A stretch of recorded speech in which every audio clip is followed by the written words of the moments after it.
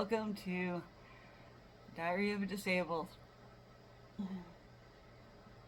Chronic sickness, illness, injury, and the impact on relationships, friendships, dating, and marriages. So, yeah, it is a lot to navigate. I've bared witness to spouses not understanding their other spouse's chronic illness and it breaking up marriage. And I've seen it with people just dating. I've seen it in DV victims. I've seen it in so many scenarios. It's hard to understand what it's like to live with chronic illness on a daily basis, let alone having somebody in your life having to deal with the ups and downs of the emotional roller coaster it is for the individual experiencing it, but the people that are closest to them experiencing it with them, and how do they deal with their emotions surrounding their other significant others' emotions. It's a roller coaster for both, and not every relationship can survive that. Friendship are also go the same way.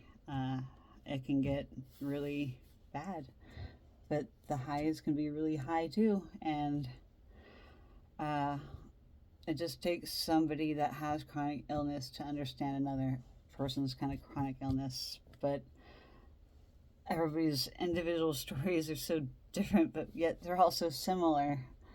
And the similarities is it's very hard to watch somebody that you really love and care for and their health go haywire, and you have to try to understand how to work life family balance chronic illness mix. That's really hard for anybody, let alone a loved one of somebody that's in the same household, and whether they're children experiencing it for their parents as well.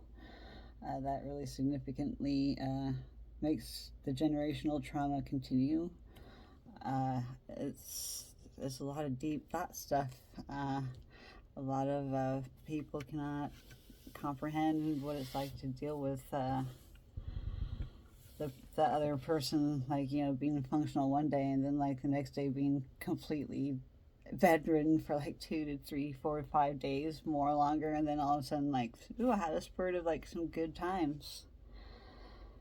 And a lot of people only want to see the person for the good times and not the bad. I mean, who wants to see somebody going through something horrible? But let alone their feelings surrounding that other person's feelings surrounding the other thing. It's just feelings and other people's feelings and other considerations for other people's considerations. The empathy can only go so far, though.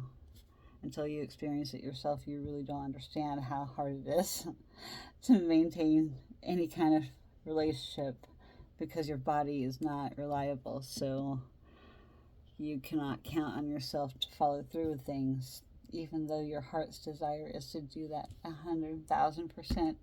And then you feel guilty because you have to cancel, because you're like, I can't handle these symptoms today, and I'm going to have a lot of emotional outbursts, and you don't want to see crazy emotional outbursts on the rig. That's not a very fun friendship when it's only centered around negativity, and that happening every time you end up meeting up. So you have to kind of pick and choose the energy days. Some of the energy days you just don't got it, and it takes extraordinary circumstances for some things to be followed through.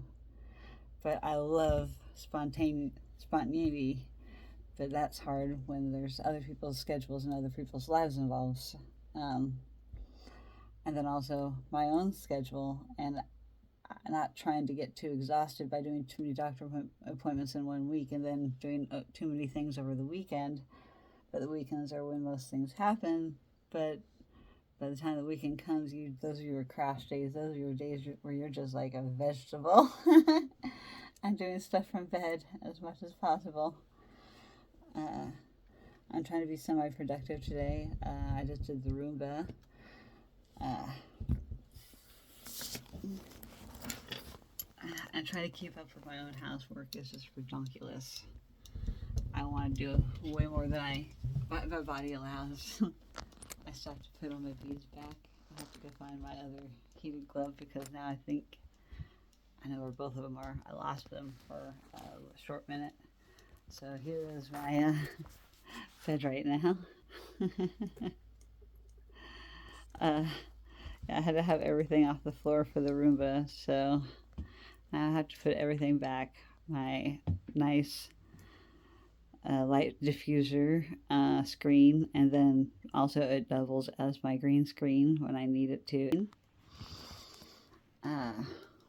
And now I have to put all this other stuff back and find a place to put all these things.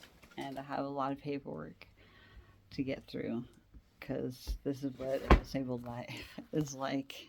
There's a lot of my paperwork I need to go through and open mail and sort because I let it get out of control because I don't like dealing with any of that. That stuff is PTSD and I have to be mentally prepared for it. And I've already been mentally triggered this morning by having to repeat myself because of bad phone connection. I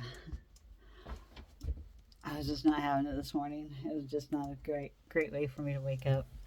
I did not enjoy that. And so I unleashed my fury, my morning fury of questions that I don't want to think about because my brain's not turned on yet, and my mouth will get me in trouble sometimes. I have no filter some days, thanks to the PTSD I had. But I do the best I can, and I try not to do phone calls and stuff those times a day.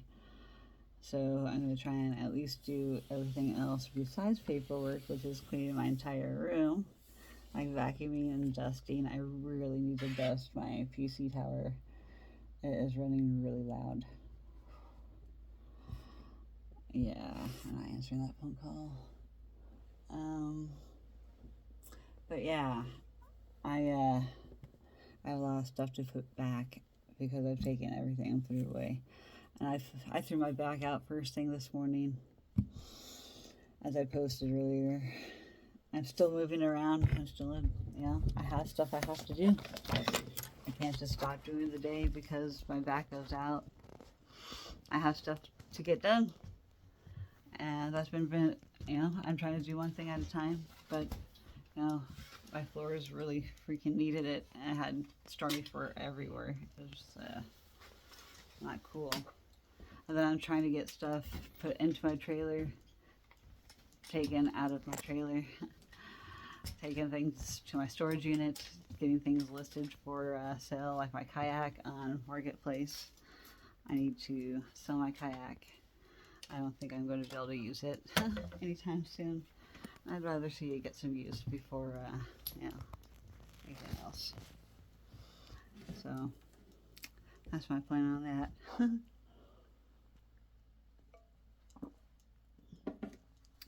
I'm making progress, but I have a bit to go. I'll get my light stuff figured back out and, make the best use of my studio bedroom and get my sound figured out for my streaming. But I really need to make it to my trailer so I can go get my fancy camera and get that all set up. So things will be a lot better. But I also think I need to get a better monitor. I'll get there. One thing at a time, one step at a time. I just gotta organize my room better and use what I've got in the meantime. Have a happy weekend, y'all.